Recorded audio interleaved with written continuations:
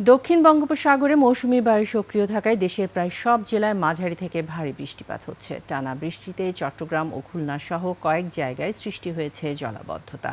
এতে বিপর্যস্ত হয়ে পড়ে জনজীবন। আগামী ৪৮ ঘন্টার মধ্যে ভারী বর্ষণের কথা বলছে আবহাওয়া অধিদপ্তর। প্রতিনিধিদের সহায়তায় ডেস্ক রিপোর্ট। একনল অ্যাডভান্সড হাইজিন সোপ এবার জীবাণু ধুলাবালি ঘাম ক্লিন বোল্ড।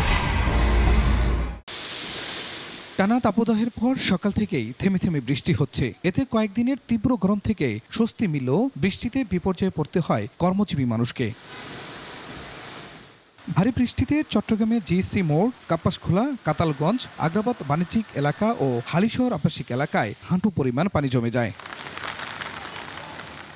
টানা বৃষ্টির কবলে খুলনাবাসী। বৃষ্টির পানিতে সৃষ্টি হয়েছে জলাবদ্ধতা। এতে ব্যস্ত সড়ক ছাপিয়ে ড্রেনের ময়লা আবর্জনা ঢুকে পড়ছে বাড়িঘরে।